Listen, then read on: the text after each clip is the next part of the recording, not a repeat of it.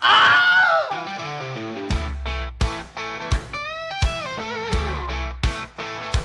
after night, across 4 years, I keep reloading the page, trying to get near. I kept hoping each time that I would strike gold, but the constant disappointment was getting real. Oh, fire reveal, oh!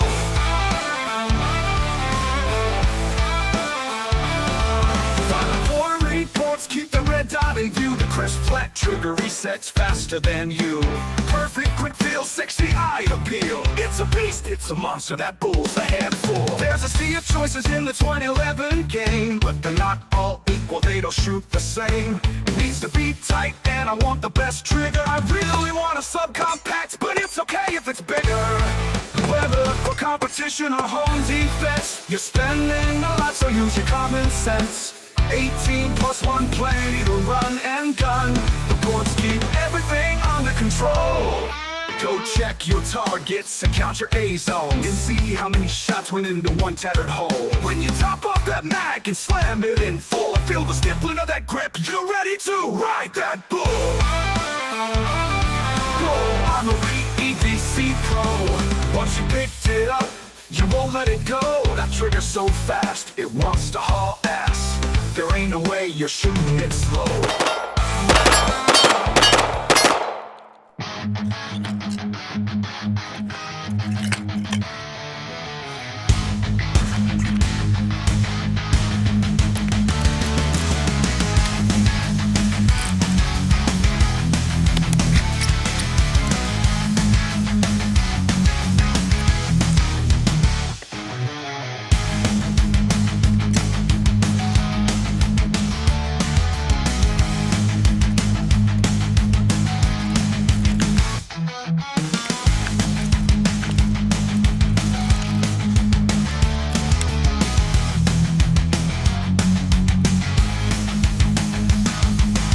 Hey guys, welcome back to A to Z EDC. My name is Jim, and I'd like to share with you today my BUL Armory SAS2 EDC Pro.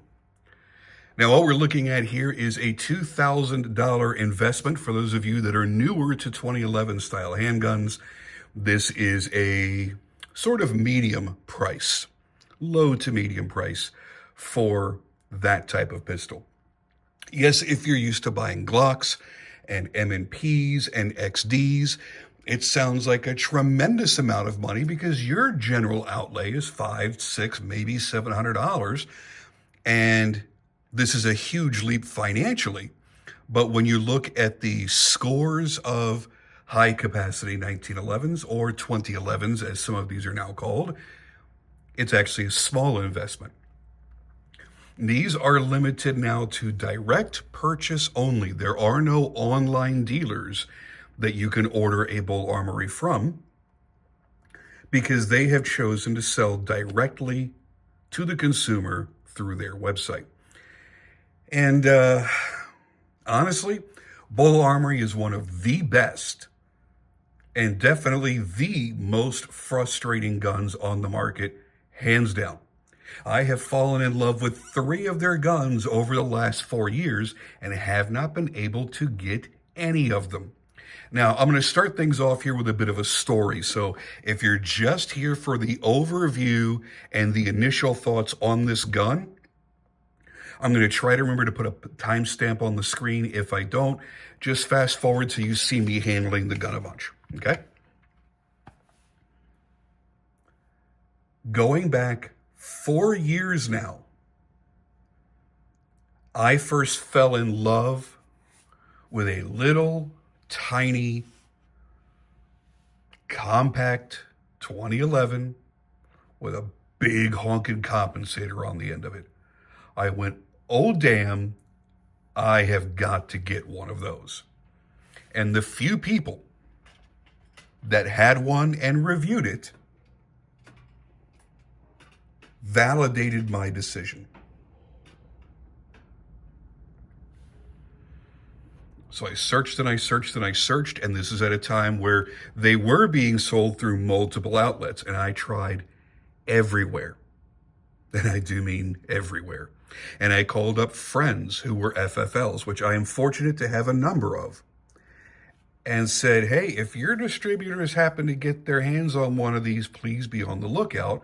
Or if you get one that's traded into you in your store, please let me know. I must have one immediately. Time went by. They sold out and were not brought back. Okay, the following year, a nearly identical gun was made in the SAS2 lineup, where it was the subcompact. I can't recall if it was 3¼ inch or 3½ inch or how they categorized it. And it had a comp on the end of it. And that one was just simply called the SAS2 comp. The first one, I believe they used the moniker Scorpion on it. And they dropped all the silly names and just went to SAS2 comp. Pretty self-explanatory. I began searching everywhere for that. No such luck. And that was when they were starting to make a real transition to selling on their website. So they had a thing that popped up. Join our mailing list. If you want to be notified when this gun comes back in stock, we'll email you. I did that. And then I would go back to the website at least once a week. Refresh. It was never in stock. I never got an email notification that any ever came back in. Another year or two goes by. They have now stopped making the model with the comp on the end. Instead, they started doing the ultralight that was ported like this. I went, well, on that particular gun, I liked the idea of a comp. However, I know ports are going to work every bit as good, if not better. So I'll do that. Put myself on the mailing list for that because, of course, they were out of stock. The only way to buy them, again, online on their website directly. And I would go back every 3 or 4 days to their website. Refresh. Nothing. Finally, last year, they broke up their model lineup just a little bit in their efforts to simplify what they offer. You have the ultralight, which is the little tiny one. Again, I believe it's a 3¼ inch, could be a 3½ inch. And then they make a Pro. Anytime you see the word Pro on one of their SAS2 models, that means it's ported. So they had the ultralight Pro, both sold out. Then they had the EDC and EDC Pro. And they both said, coming soon. I went, oh, there's a status change. I might be able to get a BUL Armory at some point. Then they have the TAC and the TAC Pro. And they're the same dimensions as the EDC. So I did a little bit of extra research to figure out which one I wanted. The differences between the EDC and the TAC currently, because they're changing it again for next year, is the TAC has a full-length dust cover, and that frame is steel on the TAC, and it's aluminum on the EDC. So that means the EDC is significantly lighter in weight and much more acceptable for carry. So, okay, I know I want the ultralight. I want the ultralight Pro. And day after day, week after week, after putting myself in on the email list for this and for the ultralight Pro, I don't trust the email process because I've never gotten one yet. So I just kept going back and refreshing. And one night, 2 o'clock in the morning, the ultralight and ultralight Pro go from sold out to coming soon. I went, oh, it's coming. It's going to happen. And the EDC and EDC Pro went from coming soon to not having anything, which means they're available. I went, well, The EDC Pro is $300 more than the Ultralight Pro. So you're going from $1,700 to $2,000. And it's a little bit bigger, it's a little bit heavier, but more capacity. I said, if I don't jump on this, I'm going to regret it. They're going to sell out, they'll be gone. And who knows what coming soon really means for the ultralight. So I jumped on this, placed the order, did everything that I had to do. And I'm glad that I did. Because months and months and months went by, and the ultralights never changed from coming soon. Meanwhile, these had sold out. So I would have once again been further frustrated. So let's talk about the buying experience, because there was some frustration there as well. So just like ordering off of any other legal website, when you order direct through BUL Armory, you give them all your information. Then, of course, you let them know the FFL that they're going to ship to. And I forgot exactly what happened, but I ended up dealing with someone from BUL Armory in email. I don't recall if there was a miscommunication on the order or what it was, but during the conversations with this individual, they were fantastic. I mean, AAA customer service, fantastic. And I'll put their name up on the screen here if I can find the email again.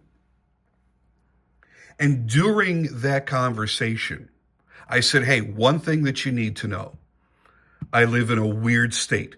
We do technically have a magazine capacity restriction. However, and I said, please pay attention to what I'm about to tell you. It's not one of those states that says you can only have a 10-round magazine and that's it. It is a state that says if you do not have a carry permit, you can only have a 10-round magazine. But if you possess a carry permit, you can carry a standard capacity magazine.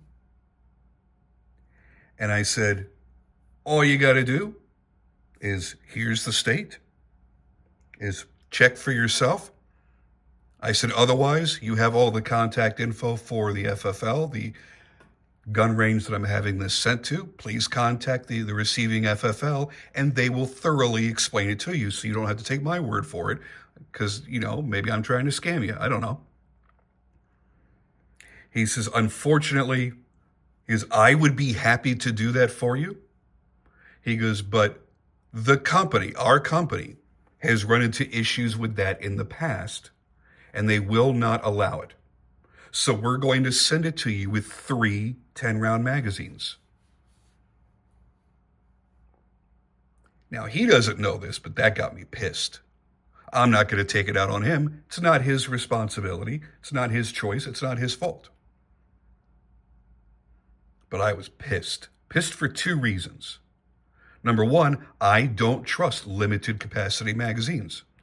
When that magazine body is made for 18 rounds and you're pinching it off to 10 rounds and you've got a different spring in there with a different spring rate, all these things have changed. We learned during the 93 assault weapons ban, when high capacity magazines were outlawed and everybody had to start supplying 10-round magazines, that they can be unbelievably unreliable because the manufacturers are not making those to be 10-round magazines. This could be problematic. So I don't trust them. Number 2, if I had fought back on that, they may have canceled my order entirely. After 4 years of waiting to get one of these, I wasn't taking the chance. And he offered that. He goes, if you want, he goes, we can cancel the order and I'll be happy to refund your money. I'm like, no, please do not do that. That is not an option. Let me repeat in all caps, do not cancel my order. He says, okay, it'll be sent to you with 3 10-round magazines instead of 3 18-round magazines, which I love the fact they give you 3 magazines. So the other part that pisses me off is I go onto their website, the only place you can buy their proprietary magazines. And I look at the cost of the magazines. Now, to buy 3 magazines and have them shipped, $200. $200 that I had to add to the cost of ownership on this gun. So what I ended up actually doing here, I had to arrange through a friend of mine who does not live in my state, that lives in a free state. I said, do me a favor. I can't even put my name on it because I don't want to chance that they're going to cancel my order. I'm going to PayPal you a couple $100. Can you please order these 3 magazines for me? So he gets the money, he orders them for me, and has them shipped to him. Now, if I were not legally allowed to own those 18-round magazines, I wouldn't do that. But I am because I have the carry permit.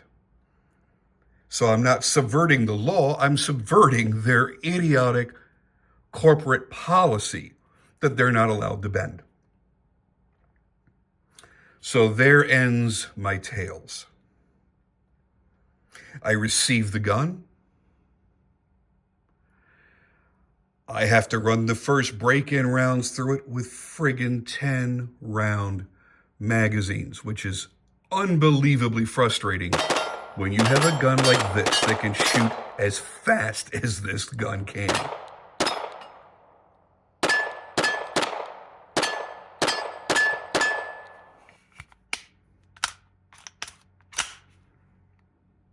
Oh.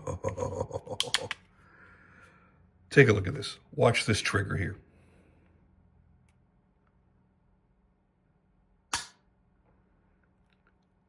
Absolutely perfect. I wouldn't change a thing. It had the tiniest hitch in it when I first got it, that after about 200 rounds is completely gone. And what it just seemed like was, it seemed like it was a little bit heavier of a trigger pull. And now it got a little bit smoother, so it appears to be a little bit lighter. It is fantastic. The trigger weight on these out of the box is 3 to 3.5 pounds. I am now definitely down to that 3 pounds. It is crisp. It is beautiful, but it doesn't feel scary. It doesn't feel like you could sneeze and set it off. It feels like I still need to very much intentionally make it go off. And I like that. It's quick and responsive, resets beautifully, but it doesn't feel touchy. Now let's talk specs, features, and benefits. The EDC is the mid-size 2011 style in their EDC duty lineup. When we're looking at this, there are 2 ways that you actually, 4 ways you could purchase this gun. And there will soon be a couple more ways added because they're getting ready to offer an all stainless version of this gun. But right now it's the EDC or EDC Pro. So ported is the Pro, non-ported is the regular EDC. And then you could choose to have the full length grip or the compact grip. When I ordered mine, they didn't have that option. Just the full length grip. That's it. Which is fine because that's what I kind of prefer. A lot of the guns that I own, I have an X configuration. I have a full length grip frame with a compact slide, like a 19X. And I really enjoy that because I like to have that extra bit of room, extra bit of grip. For me, the size is good for carry, and the lightweight aluminum frame helps that part as well. As I mentioned before, the TAC is the same gun, but it's a very heavy steel frame. And listen, the first obvious comparison you're going to see here people are always going to want to compare this to Staccato. How would this stack up against a Staccato C or a Staccato P? Because it's kind of a Staccato C, Staccato P hybrid. I will only make the comparison in the fact that this is a 2011 style gun, meaning just like this gun and just like this gun, this is 3 main components. The grip module, which is polymer, the frame, which is aluminum, and the slide and its components, which is steel. So 1, 2, 3 on the table here are built like 2011s, and 2 here are basically 1911s. This is one piece right here. The platypus grip and the frame is one piece. It is not, you can't separate them like you can with this. And then you have the top end that goes on top of that. So 2 main components, and the same for the Dan Wesson DWX. One solid frame with the top end on top of that. So your natural comparison, the Plastic Wonder 2011, well, that came to be because of STI, which is Staccato. It's very easy to pick up a gun like this and know that it's a really, really, really, really, really good gun and say, this is a Staccato killer. I'm not one of those people that like to say that. I don't like a lot of hyperbole.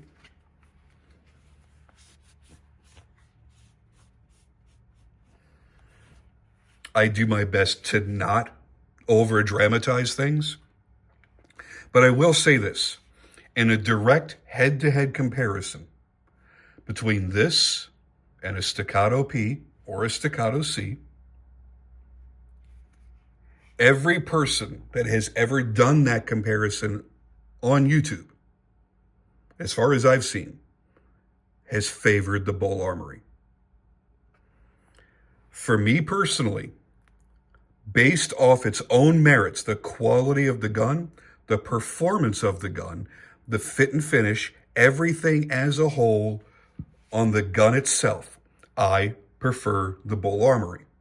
Now, you have another caveat to that, and I don't want to make it the main point, because when you make this the main point, then it kind of takes away. This costs less. So it would tempt you to say, well, for the money, I'd rather have the BUL Armory. No. I would just purely would rather have the BUL Armory. And as a testament to that, when I realized I probably was never going to get the ultralight that I wanted, I was this close to ordering a Staccato CS, which is a really good little gun. Really, really nice. But it's $600 more than this, and I saw no benefit on that over this. Also, to outfit it the way I wanted that particular gun with a flat trigger, because that's what I prefer,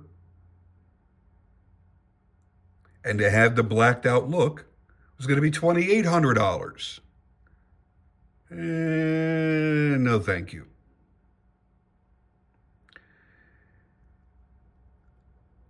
Here, I'm not missing anything. I still have a bull barrel.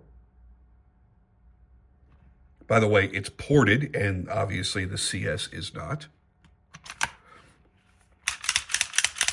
I'm still getting a wonderfully smooth action.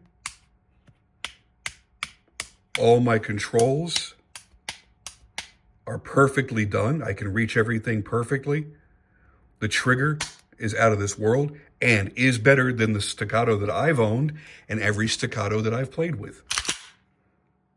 Just fantastic. Is it the best trigger I've ever had? No. I'm not crazy about the wiggle, wiggle, wiggle that you got going on here. But once you've taken up the slack and you're sitting there on the break, It's wonderful. So on its own, I prefer it over the Staccato.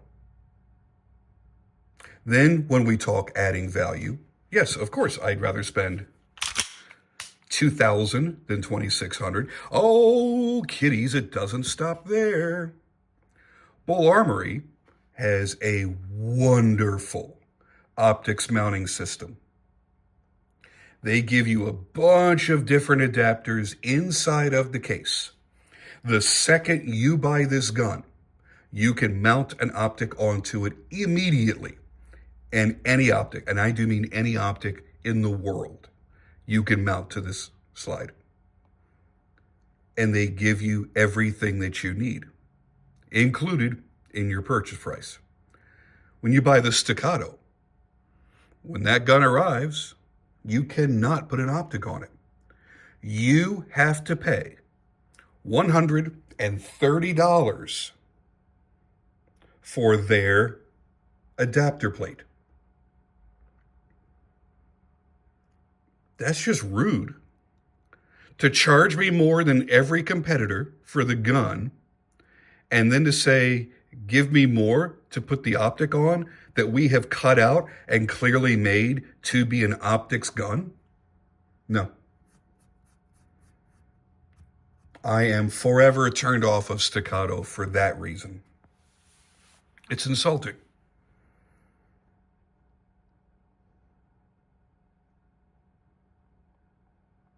But I don't want to make this a BUL versus Staccato video because that's not what this is about.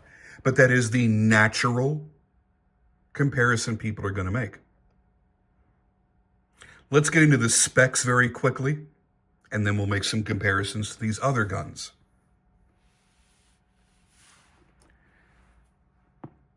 The SAS2 is a 9mm 2011 pattern gun with a 4¼ V8 ported bull barrel, aluminum frame, full-size polymer grip module, the BAO multi-footprint system for the optics system. You do get black serrated rear and front sights, in case I haven't discussed that at all. They're plenty tall. You can co-witness. Your capacity is 18 plus 1.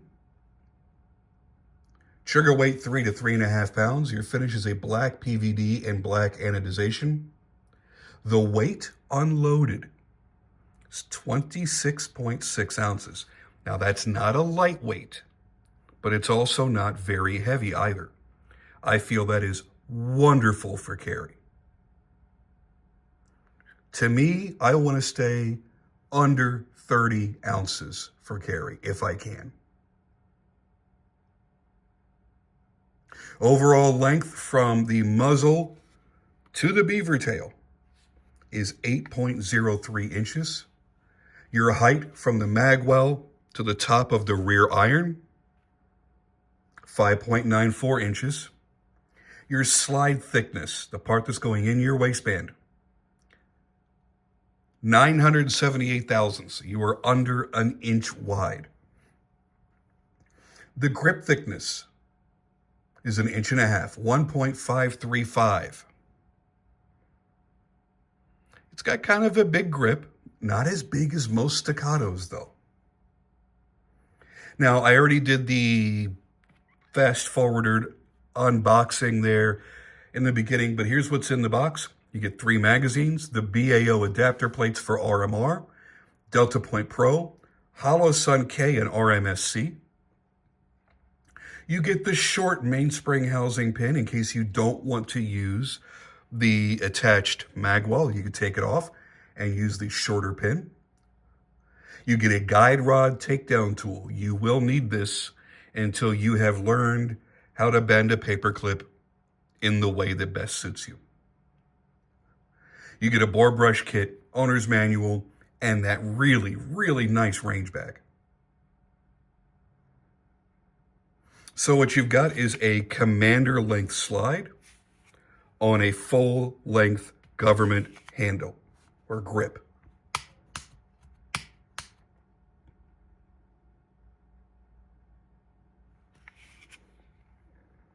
I couldn't be more in love.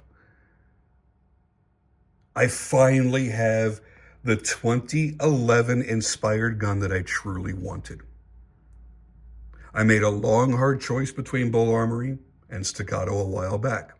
And while Staccatos are very, very good guns, it's not the dream gun that so many make them out to be. It's not the dream gun that so many make it out to be.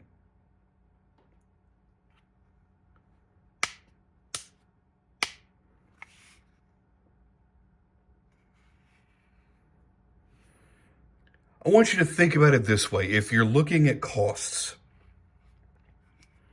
if you're going to spend $1,500 on a hit or miss Springfield Armory Prodigy, that you know you still have to spend the money to buy the EGW ignition kit for it to run right, then you're going to throw a dot on it. Now you're at the same price as this gun.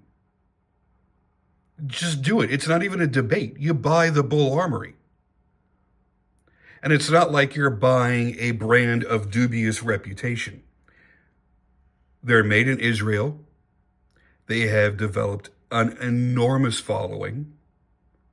Find somebody that has something bad to say about an SAS pistol. I don't think you're going to find one. BUL Armory is run by Israeli ex-military and police. Staccato is run by American ex-military and police in Texas. So there's a lot of similarities there. Both were founded to build top-profile match pistols and then switched over to bring duty guns into the mix. They both started the same way and ended up the same way, except BUL still continues to make full competition guns, whereas Staccato does not. The days of the STI competition guns are dead and gone.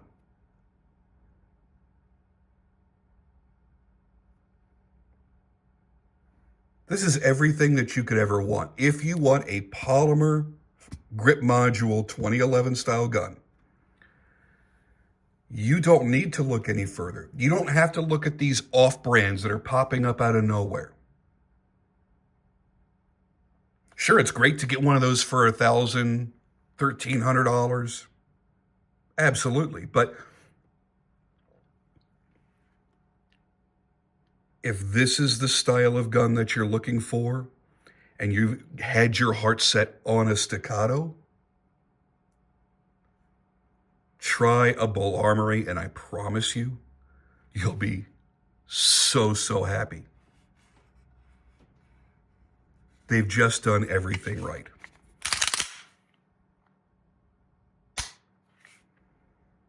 It feels good. It shoots good. It's faster, I think, than I'll ever be. It carries well. It's reliable. I haven't had a single hiccup. And I even messed around during break-in with 115 grain full metal jacket just to see, is that going to be problematic? Because when you're breaking in a ported or comped gun, you always do it with 147 NATO. A lot of them can get real fidgety on 115. No issues. This sucker feeds everything.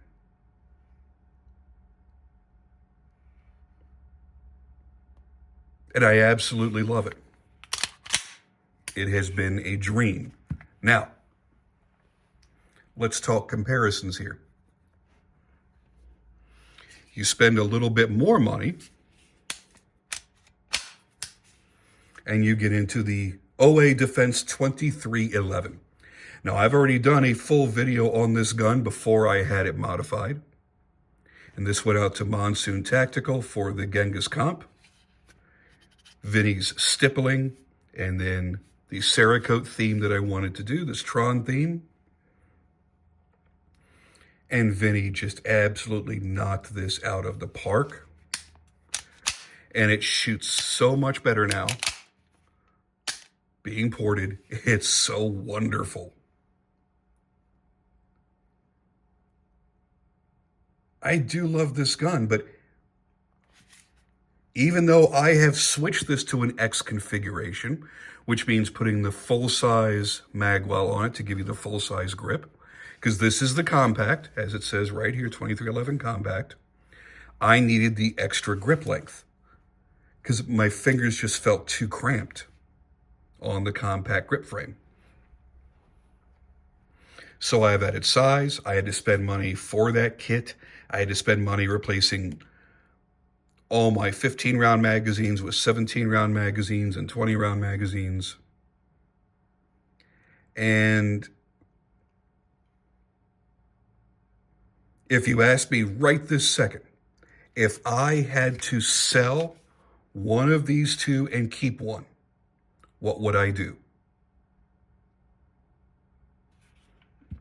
I would sell the 2311 and keep the BUL Armory. There's something about it. I prefer carrying this. I prefer shooting it. The stippling on the frame with the checkering on the front and back are better than even a high-dollar custom stippling job. And that's not to say Vinny didn't do an excellent job. He really, really, really did. But out of the box, this is the best stippling I have ever felt on any handgun out of the box. It's incredible. The trigger changed on this. I don't know why. But now it operates like a single stage AR trigger. There's almost no take up. There's nothing there. It almost just feels like the trigger shoe is loose. All I'm doing is adding tension. I'm not feeling a break. I used to. And I applauded the trigger on this in my initial review because it was fantastic. You had a little bit of take up and then you could feel the wall and then it would break. Now it just sits there and it's a little unpredictable. And I'm not in love with that. I don't know why that changed. But there's that. It's been utterly reliable. It's fantastic.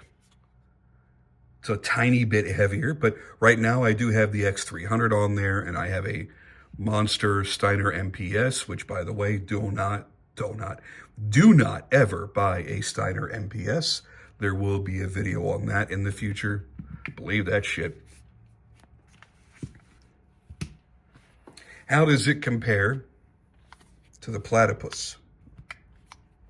I'm going to be honest with you. I have owned a lot of 1911s. Double stack or not, this is the best 1911 I have ever owned. And I always thought from day one, I'm always going to be biased about this because I've got my Miami Vice theme that I custom did when I ordered it. And that was the reason I fell in love with the Platypus at first, was because you could do all these things.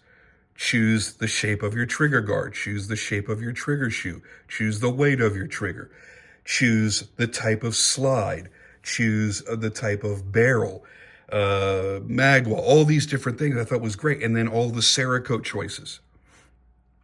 So I always thought, I'm always just going to pick this as my favorite. But the truth is, I am long past my honeymoon period.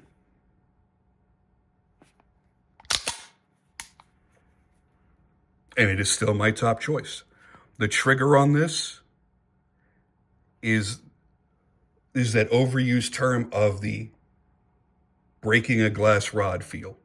It is crisp, it's light, and it's fantastic with absolutely zero creep. The grip safety engagement is perfect. It's nice and early. You know, I did that on the initial review. I'm not going to do it again because it's not good for the sear to keep doing that. But it engages nice and early. I think it was about 20%. I don't have to get 100% perfect grip every single time on it to disengage it. But I feel that it's perfectly safe when I'm carrying it and it's pointed at my balls. I just flat out love everything about this gun. And it's also a little bit lighter weight.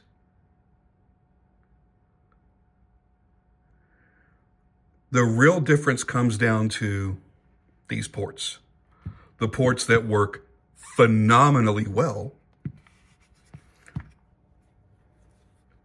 and the Platypus not having a ported option. I am probably going to port this barrel at some point soon. Not because it needs it, just because I'm spoiled and most of my guns are ported or comped. And because this is so lightweight, it is a little bit muzzle flippy, which is to be completely expected for an aluminum frame gun. I could still shoot it fast and accurate, and I'm perfectly happy with it.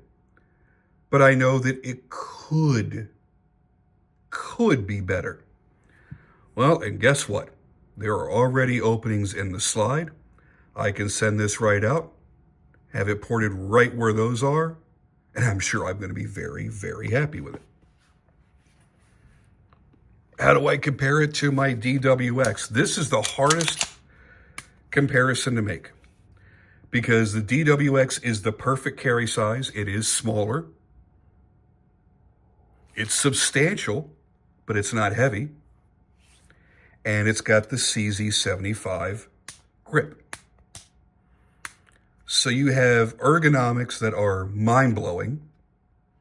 You have the accuracy, which is mind-blowing. You have the perfect construction and build quality. It's very hard to compare this gun against any of the others.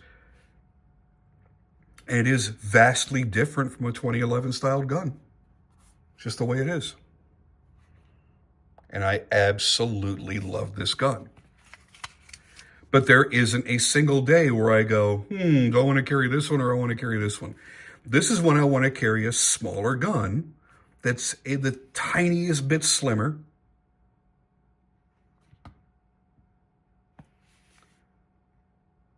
And that's it. If I feel comfortable enough to carry something as large as this, I have conflicts between this, and this. Not with this. This is a conflict when, maybe I could carry my Shadow Systems CR920 XP or my CZ P07, something in that size. That's where the conflict is.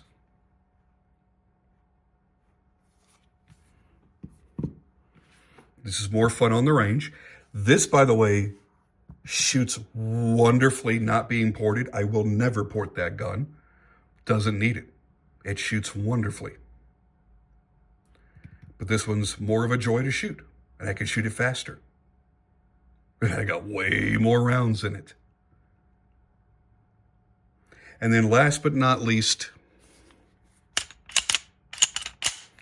my other 2011 styled gun that uses Glock magazines. It is the Fusion Firearms XP Pro. I like this gun a lot. And it is by far the least expensive gun on this table at $1,200. But they did something really interesting. They made a small size, like the DWX there, and they chose to do an aluminum grip module instead of polymer, and a steel frame instead of aluminum. So while this gun is smaller than this gun, this one's much, much, much, much heavier. Now, while I do seriously enjoy this gun, I'm not crazy about how the grip flares and gets wider toward the bottom. It changes everything about how I grip a gun.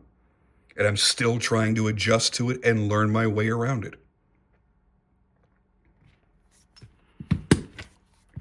Platypus was the first main 1911 that took Glock bags.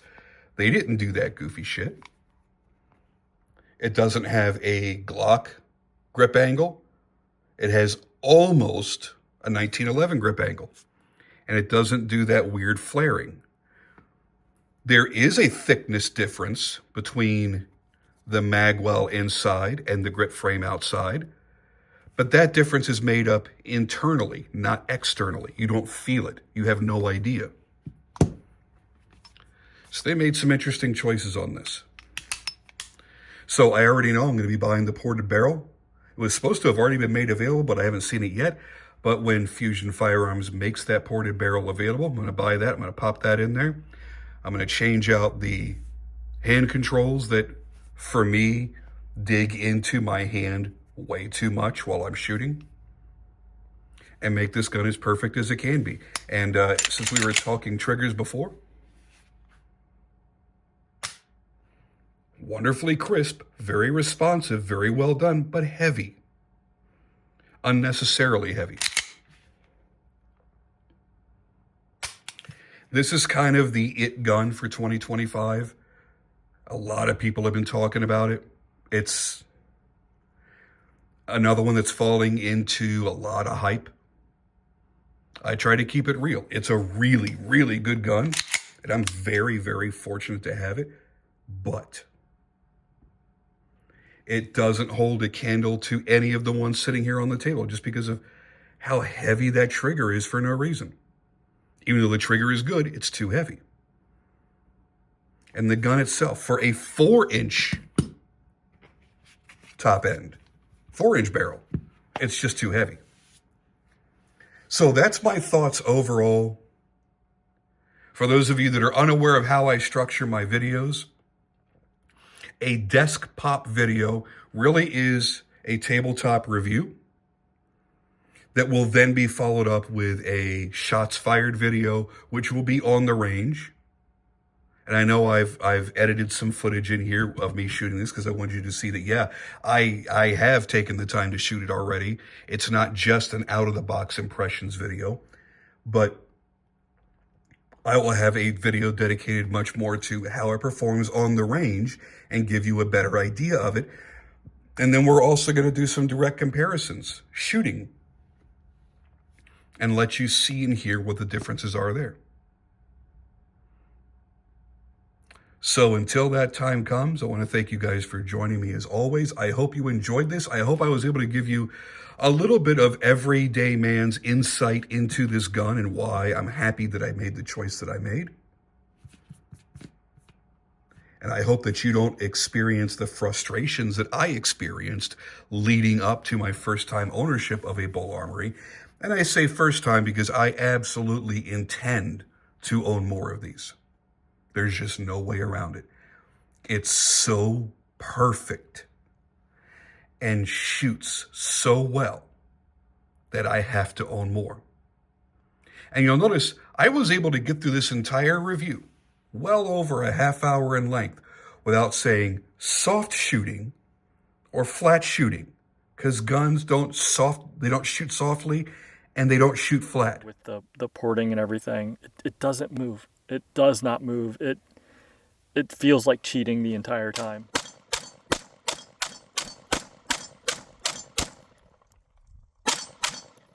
Doesn't move.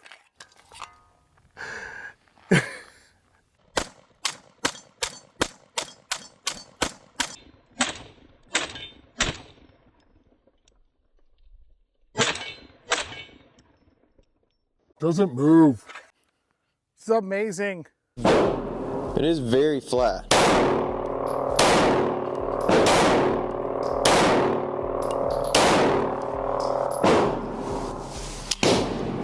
Man, that is, barely feel that recoil. Super flat.